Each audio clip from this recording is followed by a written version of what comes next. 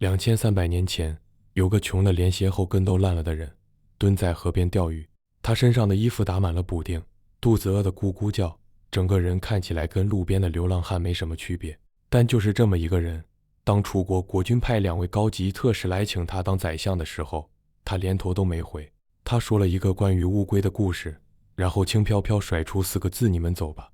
这个人叫庄子，他用一辈子活出了一句话：你所有的痛苦都来自你太想证明自己有用。今天咱们就来聊聊它，不是掉书袋，不是背古文，而是一场跨越2000多年的精神急救。因为说实话，我们这一代人太需要它了。你打开手机看看，满屏都是焦虑、绩效、KPI、房贷、车贷、年终排名、同龄人对比。我们活在一个被数据和指标统治的年代，每个人都像一颗螺丝钉，被拧进一台庞大的机器里。你拼命转动，却不知道这台机器到底要开往哪。内卷成了呼吸，精神内耗成了日常。每天早上醒来的第一个念头不是今天要做什么，而是今天又要扛什么。庄子在2000多年前就把这件事看穿了。他坐在一堵破墙根底下，手里敲着一只瓦盆，语气漫不经心地说：你之所以活得这么拧巴，是因为你把别人编的游戏规则太当真了。所以接下来这篇东西不光是在聊庄子的哲学，更是在做一件事，把你从那套窒息的评价体系里暂时拽出来透口气。我们会跟着他去看一条大到离谱的鱼，会听一群被骗了还欢天喜地的猴子，会见11把用了19年还跟新的一样的刀，会在半梦半醒之间分不清自己到底是人还是蝴蝶。最后我们还要陪他坐在妻子的葬礼上，看他敲着盆子唱歌。在这个逼着所有人都得有用的世界里，庄子偏偏花了一辈子证明一件事：无用才是顶级的护身符。先说说这个人到底是谁。庄子，明州，大约生在公元前369年，宋国蒙地人，跟孟子差不多同一个时代。这俩人放一块特别有意思。孟子是那种穿西装、打领带，上台就能讲2小时的演说家，身后跟着几十辆车，到哪儿都前呼后拥。庄子呢，他是坐在台下嗑瓜子的那个，偶尔插一嘴：你说的真好，但我不信。他这辈子做过最大的官，是蒙地一个叫七原的地方的小吏，放到今天，大概相当于县里某个园林管理处的仓库保管员。干了没多久，他觉得太憋屈，辞了，从此再也没当过官。关于他有多穷，庄子自己写的活灵活现，从来不遮掩，鞋子破到后跟都没了，只能拿麻绳往脚上一捆，凑合出门。衣服上的补丁落着补丁，粗布磨得发白。有一回家里实在揭不开锅，他饿得两眼发花，只好硬着头皮去找一个管河道的小官，叫监河侯，想借点粮食救急。这位监河侯是个典型的虚伪派，看庄子这副穷酸模样，心里100个瞧不起，嘴上却拍着胸脯说：没问题啊老庄，等我年底收了封地的税，借你300斤粮食，够意思吧？换一般人，饿得头晕眼花，听到这种空头支票，大概也只能陪着笑说声谢谢。但庄子是谁啊？他是怼人界的天花板。他当场就给监河侯讲了个故事。他说：我昨天走在路上，听见有东西喊救命，低头一看，车辙碾出来的泥坑里有条快干死的小鱼。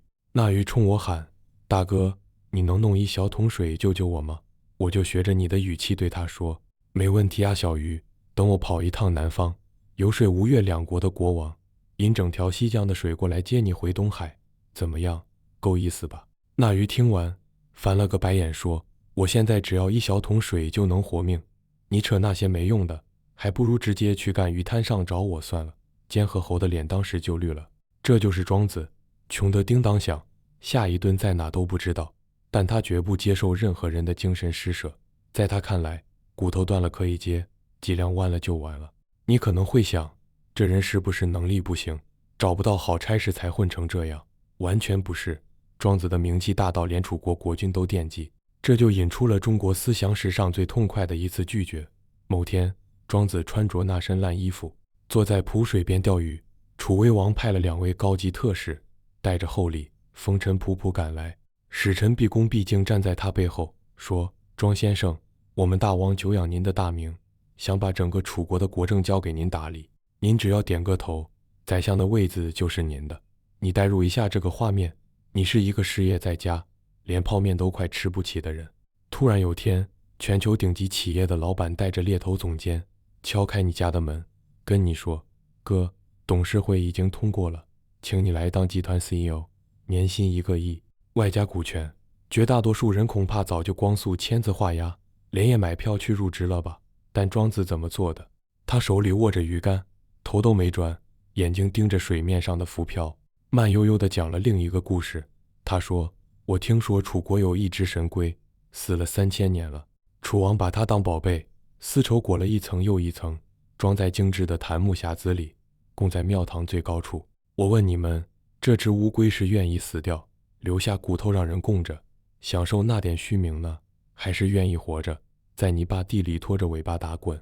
两位使臣互相看了一眼，老老实实答：那肯定是愿意活着在泥巴里打滚啊。庄子轻轻抖了一下鱼竿，淡淡地说：那你们走吧，我也愿意在泥巴里拖着尾巴。这是人类精神史上最干脆利落的一句再见。楚王的庙堂代表什么？代表我们今天削尖了脑袋想抢的一切编制内的铁饭碗，上市公司的高官椅，别人眼里的光环，朋友圈里的体面。它金碧辉煌，万人仰望，可代价呢？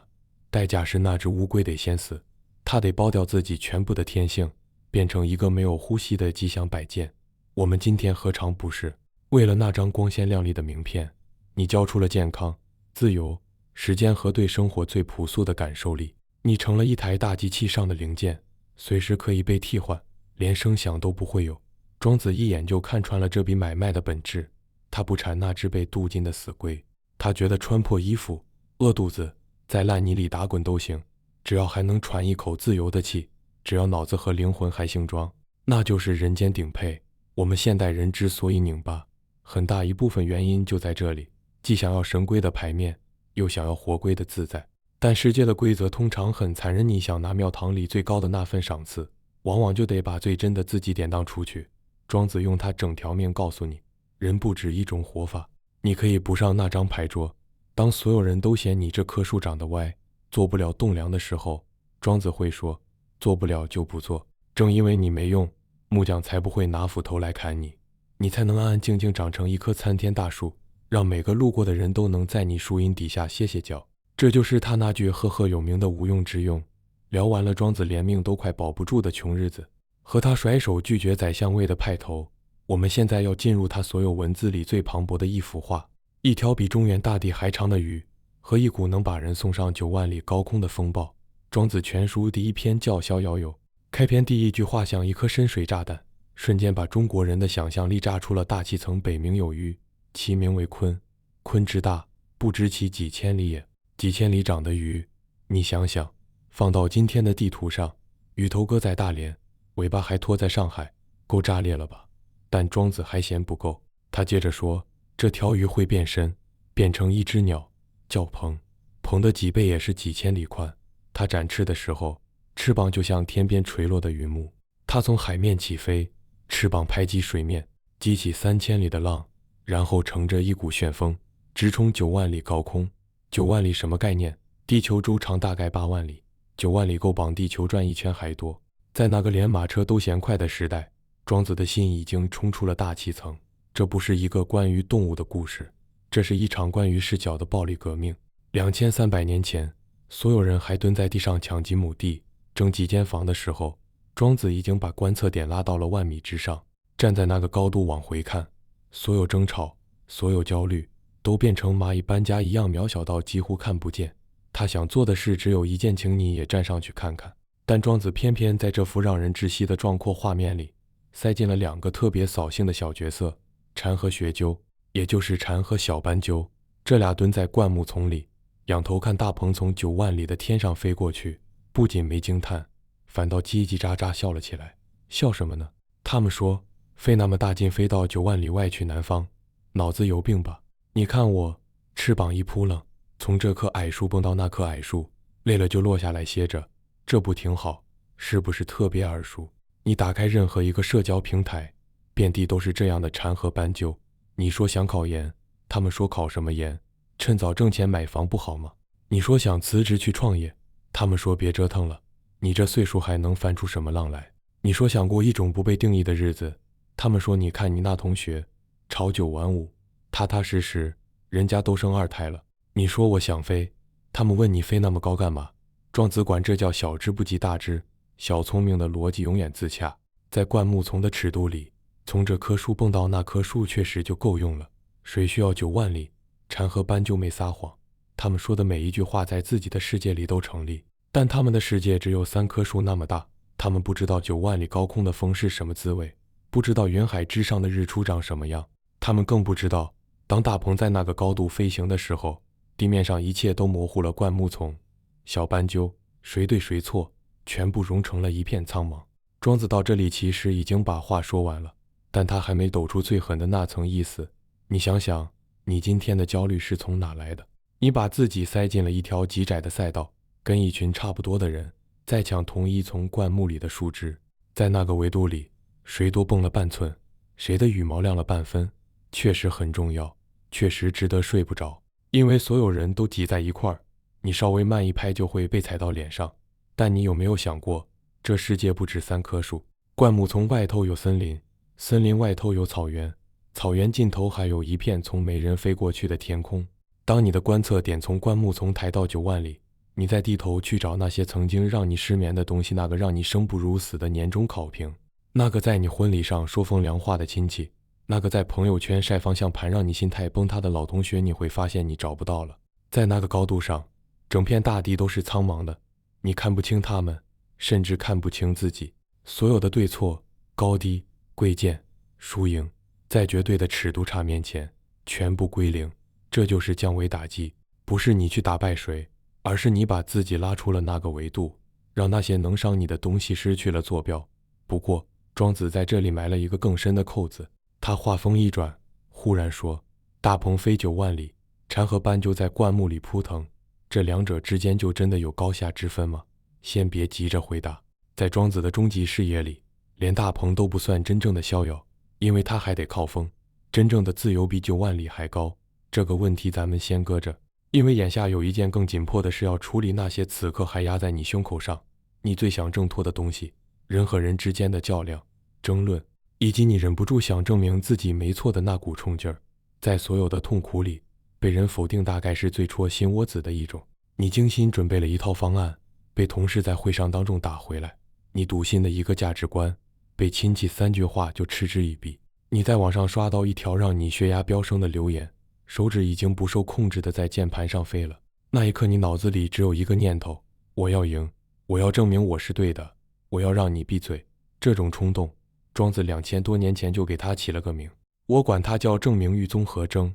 症状很典型，一发现有人跟你不一样，就浑身难受；一发现有人说你不对，就非得反驳回去不可。你以为你是在维护真理，但庄子摇了摇头，给你讲了一个叫朝三暮四的故事。注意，这个成语今天被用来骂人花心，但它在庄子那里的原意跟爱情1毛钱关系都没有。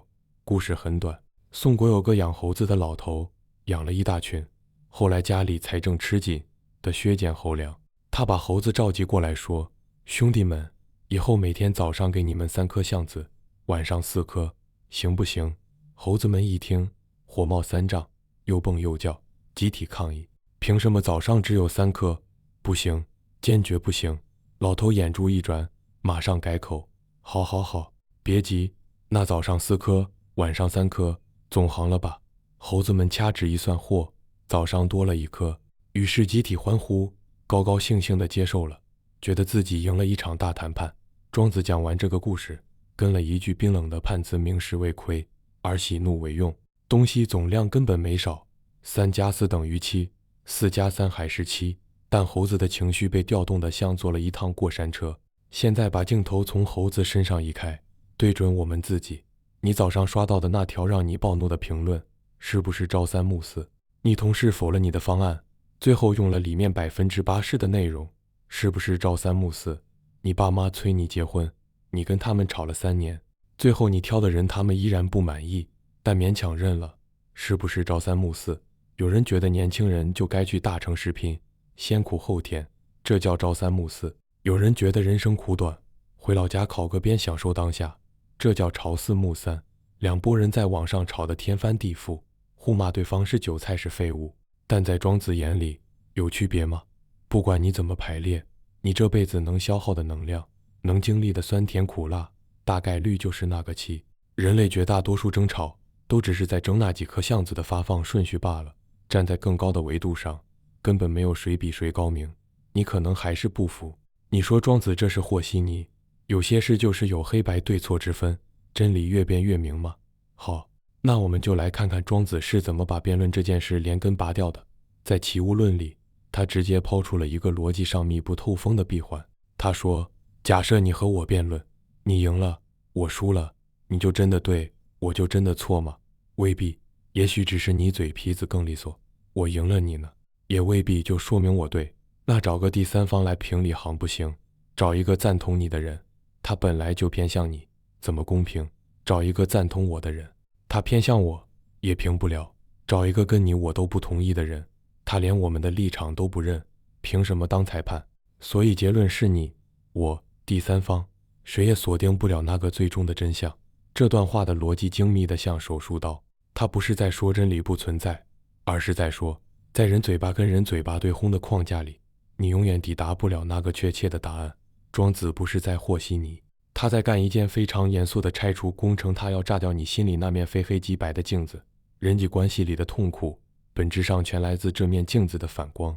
你照别人，觉得他错了，别人照你，觉得你不行，两面镜子互相对射，谁也不去看真实是什么，满眼全是折射。就算你搜集了成吨的证据，把对方怼到哑口无言，结果是什么？对方会说，哇，你太有道理了，我错了，给你磕一个吗？不会，对方只会觉得你这人真烦，以后再也不想理你。辩论赢不来真理，只能迎来傲慢和隔阂。所以庄子开了4个字的药方，莫若以明，不是让你放弃判断，而是换一种看世界的方式，把那面非黑即白的镜子砸了，让你的心变成一面湖水。风来了，水面会动一下，但风走了，湖面又归于平静。你不必纠正每一个跟你不同的观点，不必回击每一个冒犯你的人，更不必让全世界都认可你的活法，你只需要不被他们扰动。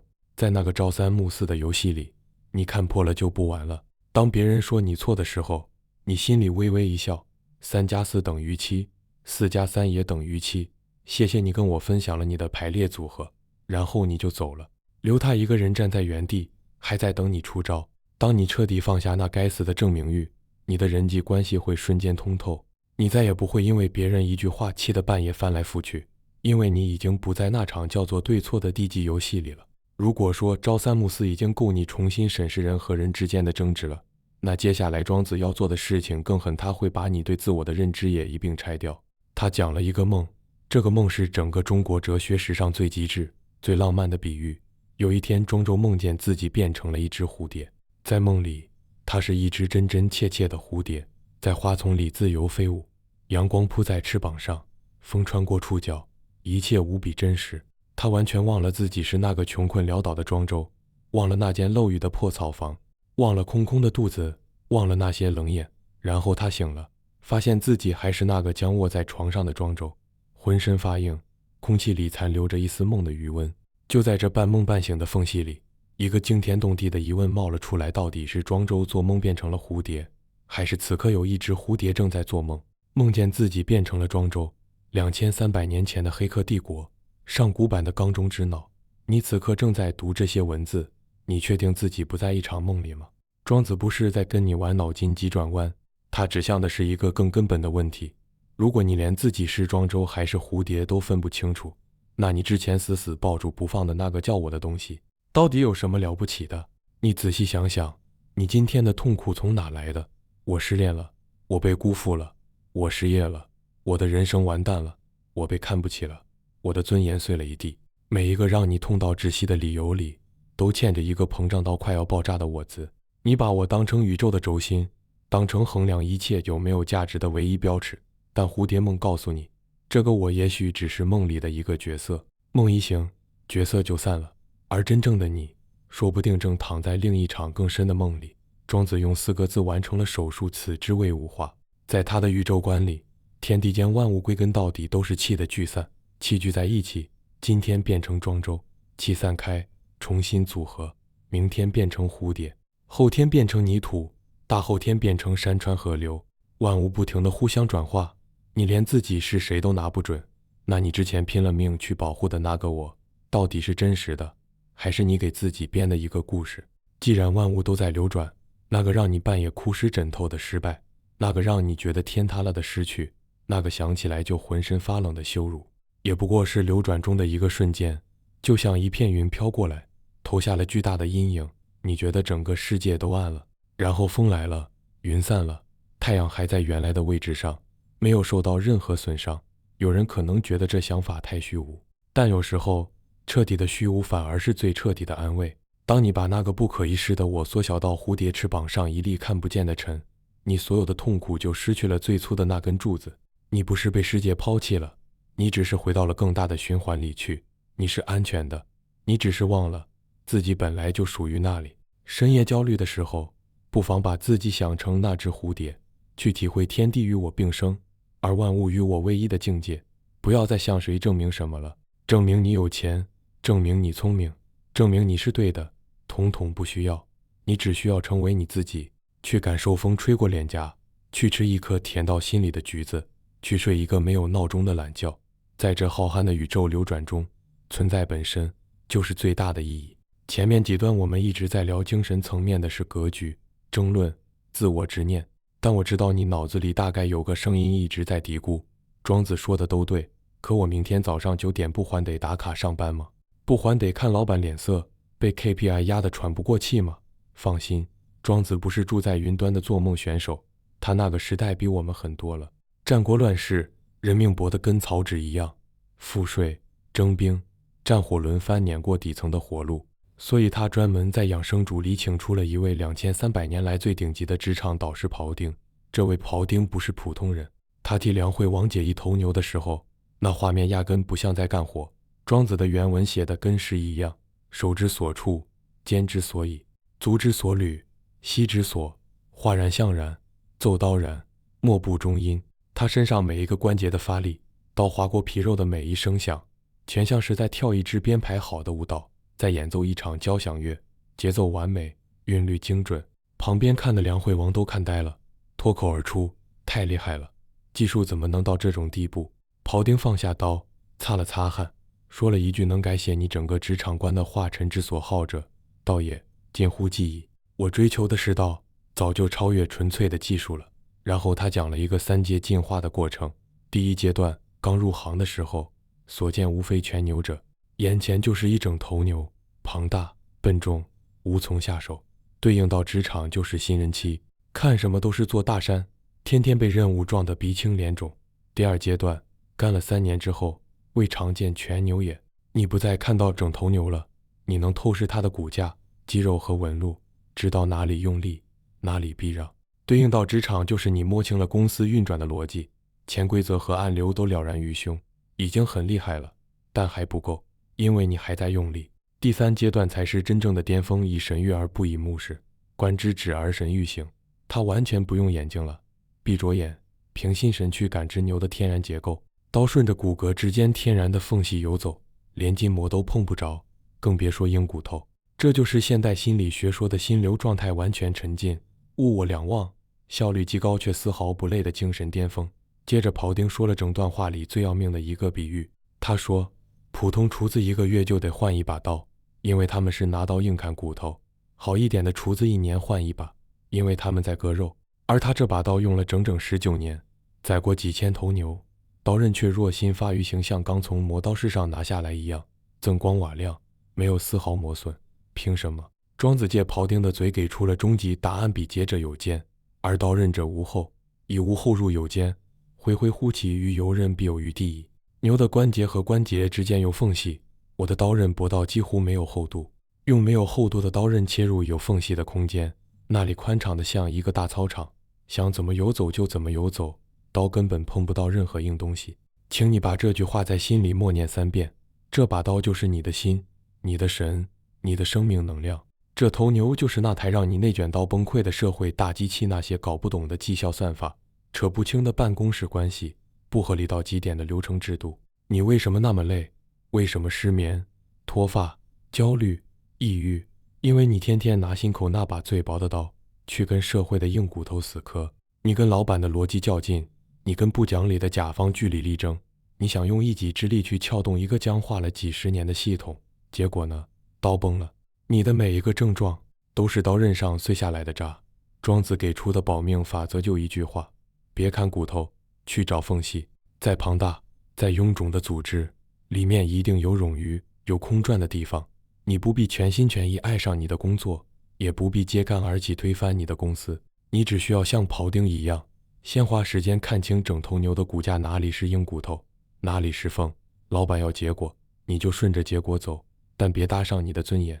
同事要面子，你就给他面子，但别搭上你的情绪，把你的心神留出一丁点无后的空间，让他在那道缝里自在穿行。但庄子到这里还加了一个堪称神来之笔的细节收刀。庖丁说，即便已经到了这种境界，每逢碰到筋骨盘结、特别难啃的地方，他仍然会触然未戒，食为止，行为迟，动刀甚微，立刻警觉，目光专注，动作放慢，轻柔下刀。等到牛身哗啦一声迎刃而解，他才提刀而立，为之四顾，为之踌躇满志、心满意足地环顾四周，享受那份极致的成就感。然后呢，善刀而藏之，仔仔细细把刀擦干净，收回刀鞘。这个收刀的动作是整段寓言里最容易被忽略却最关键的一笔。他告诉你，活干完了就彻底放下，别在深夜反复复盘那个难切的关节，别把工作的挫败感带进你的晚饭，更别让办公室的刀光剑影追到你给孩子讲的睡前故事里。刀是需要藏起来休息的，你的心神也一样。收刀入鞘，这把刀才能19年锋利如新。庖丁提刀四顾的那一刻，不是在炫耀，是在享受一种极纯粹的满足。然后他收刀，意味着他可以干干净净地离开，回到自己的生活里，不再被那头已经解完的牛拴住。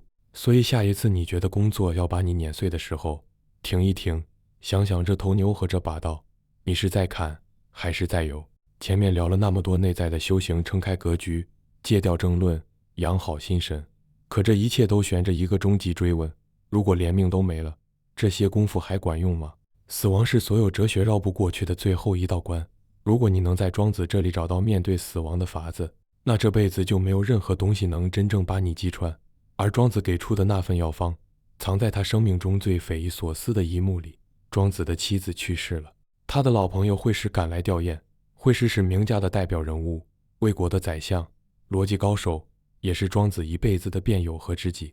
他怀着沉痛的心情走进院子，预想着老朋友正跪在灵前哭天抢地，肝肠寸断。然而他看到的画面让他当场炸了。庄子没有哭，他叉着2条腿，毫无形象地坐在地上，手里拿根小木棍，正敲着一只瓦盆唱歌，一边敲一边扯着嗓子唱。惠施气得脸都白了，浑身发抖，指着庄子鼻子就骂：你太过分了，他跟你过了一辈子，替你生儿育女，辛辛苦苦操持这个家，人走了，你不哭就罢了，还敲盆唱歌，你还是不是人？面对惠施的雷霆震怒，庄子停下了手里的木棍，抬起头，眼神非常平静。他说：不是你想的那样，他刚走的时候，我怎么可能不难过？我也是血肉之躯，怎么可能对他没有眷恋？然后他说了一段让后世2000年反复咀嚼、反复震撼的话，每个中国人都应该读一遍。他说：我回头去想他生命的最初，在他出生之前，他本来是不存在的，不仅没有生命，连形体都没有，不仅没有形体，连构成他的那团气都还没聚拢。在恍恍惚惚之间，天地间的一股气发生了变化，聚成了形，形变成了生命。他来到这世上，成了我的妻子。如今他又经历了一次变化，从活着变成了死亡。这整个过程和春夏秋冬4季轮转，日夜交替，草木枯荣有什么两样？他现在正安安稳稳地睡在天地这间大屋子里，天地就是他最宽敞的卧房。而我如果还在旁边嚎啕大哭，那就太不懂生命的规律了。所以我止住了眼泪。这段话里藏着一套极其宏大的生死观气化宇宙论。宇宙间的一切，归根结底就是气的聚合散。你爱的人没有消失，他只是解除了这一世的肉身租约，把构成他身体的那些原子和能量全部还给了这个浩瀚的天地。他曾是你的妻子，你的至亲，你的牵挂。往后他也许会变成春天第一缕吹过你脸颊的微风，变成落在你肩头的一片雪花，或者只是你夜晚抬头时那颗沉默不语的心。我们今天活在一个极度回避谈论死亡的环境里，死亡被当成不吉利的词，不能说，不能提。亲人离去的时候，我们被裹在一层集体的沉默和压抑里，连痛痛快快哭一场都显得手足无措。但庄子说，死亡不是生命的反面，死亡是生命换了一种物理状态，就像一块冰化成了一滩水。你之所以对着那滩水哭，是因为你太执着于它当冰时的样子，可它的本质从头到尾都是水，从来没有变过。没有任何东西会真正离开，最多只是换了一个你暂时认不出来的存在方式。当你把这个宇宙看成一个巨大的能量循环系统，你就会明白，每一次相遇都是极小概率的奇迹。那团气偏偏在这个时间、这个空间聚成了这个人，来到了你身边，是你的爱人、你的孩子、你的朋友。你们一起吃过那么多顿饭，走过那么多条路，而每一次告别，只是这股能量暂时离开了你的频段，回到了更大的循环中去。它从来没有消失，只是换了一个频段在唱歌，只是你的耳朵暂时收不到了。所以庄子敲盆唱歌不是冷血，恰恰相反，他是用一种极其宏大的温柔在为妻子送行，不是不爱，而是爱到太深，深到连他的离去都能用最坦然的方式去接纳。不是不悲伤，而是悲伤之后他看到了一幅更完整的画面。你去吧，回到天地之间，回到我们最初来的地方。我不哭了，因为我知道你没有走远，我只是需要一点时间，重新学会从大自然的面孔里认出你。从这个意义上说，庄子给出的不是一个逃避死亡的方法，而是一种有能力真正面对死亡的勇气。他不给你止痛药，他直接帮你换了一双眼睛。从鲲鹏到梦蝶，从庖丁到瓦盆，我们已经走过了庄子世界里最壮阔的几座坐标。但如果你心里此刻还有一丝隐约的困惑，那也是2000多年来无数读者都会冒出来的疑问。他讲了半天，不就是劝人看开点，无所谓吗？这不就是精神胜利法，阿 Q 精神吗？这层误会必须先解开。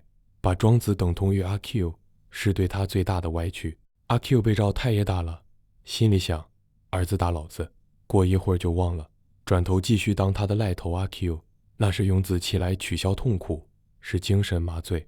但庄子从来没让你假装痛苦不存在，他是在邀请你看清楚痛苦发生的机制，你是怎么被游戏规则套住的，怎么被评价体系绑架的，怎么把那个脆弱的小我误当成宇宙中心的。他不是递给你一片止痛药，他是递给你一把解剖刀，让你自己去切开那个病灶，看清里面到底长什么样。为了把这层意思彻底讲透，德在请出庄子的老朋友惠施来当一回反面教材。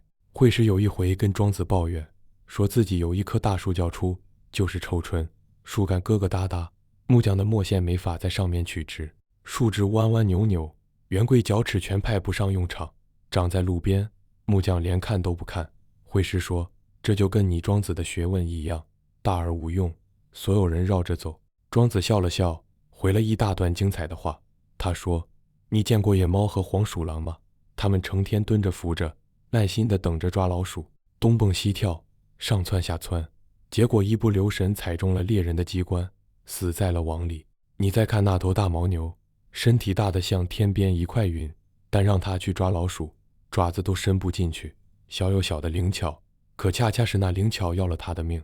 大有大的笨拙，可那笨拙反而保了他的全。然后庄子话锋一指那棵臭椿，你嫌它没用，那你为什么不把它种在无何有之乡，广漠之野一个什么都没有，空旷无人的旷野里？你想干什么就干什么，在树旁随意走走，累了就躺在树荫底下睡个午觉。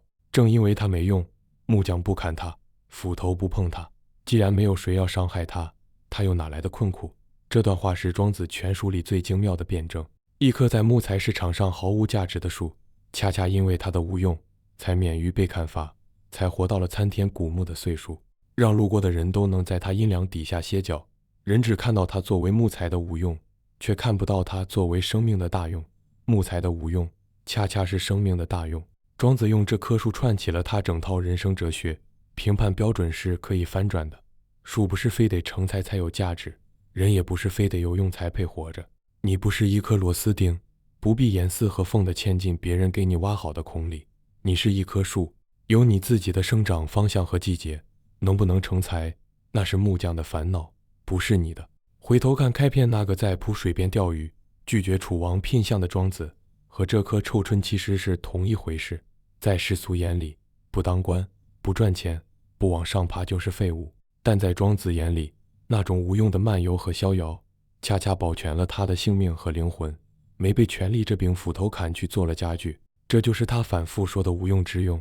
当然，他也不是教你耍滑头，一味躲闪，他还有一个更深的表达原，都以为经，顺着中道走，该出力时出力，但绝不硬碰硬。庖丁的刀法就是最完美的示范，刀顺着缝隙走，不砍骨头，看似消极，实则极其精准，是对事物内在规律的深度尊重和顺应。所以如果你读完这些，对自己说好，我明天就辞职，啥都不干了，躺平，那你可能恰好走反了。庄子从来没劝你放弃生活，他只是在劝你换一种参与生活的姿势。你可以继续留在那家公司，但可以选择不当那把只会砍骨头的刀。你可以继续活在评价体系里，但可以选择不听灌木丛里那两只小斑鸠的叽喳。你可以继续在社会上扮演角色，但可以选择不给任何人随意拿走你灵魂的权限。你的身体可以在体制内，你的精神可以是鲲鹏。回头看看我们今天的处境，从小被教育要努力，要上岸，要出人头地，于是一路猛冲好学校、好公司，拼绩效、升职、加薪、买房、结婚、生子。我们被塞进一个叫社会时钟的巨大齿轮里不停转动，直到精疲力竭。这套游戏里有一块永远不会撤下的广告牌，上面24小时闪着一行大字：你还不够好，你永远不够好，你的同龄人永远比你快半步。你那个老同学已经当了总监，你亲戚家的孩子已经年薪100万，你明明没做错任何事，却每天在自我怀疑中醒来，在自我否定中睡去。你甚至会在深夜盯着天花板问自己，我到底在跑什么？跑赢了又怎样？跑到终点然后呢？这一代人集体染了一种病，叫精神内耗。而庄子的哲学是中国文化基因里最古老的一剂解药。他2300年前就说了，你可以退出那场游戏，你可以不被定义，你可以不去当庙堂上那只死掉的镀金神龟，开开心心地在泥巴里摇你的尾巴，你可以不做那根栋梁之材，安安心心当一颗歪脖子臭春，在旷野上自由的呼吸。你可以不被任何人的评分体系困住，你可以在所有的纠缠和争吵里微微一笑，因为你已经看穿了朝三暮四的把戏。你的价值不需要任何人批准，你的存在本身就是你存在的全部理由。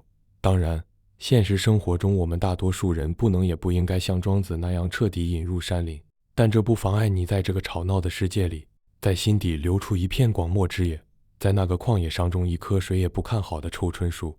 假期的时候，放松的时候，被压得喘不过气的时候，跑到那棵树底下去坐一坐，想想那只在风里飞舞的蝴蝶，想想那条在泥巴里摇尾巴的乌龟，想想那个敲着瓦盆放声歌唱的狂人，然后对自己说，在这个时刻，在这片旷野里，我允许自己无用。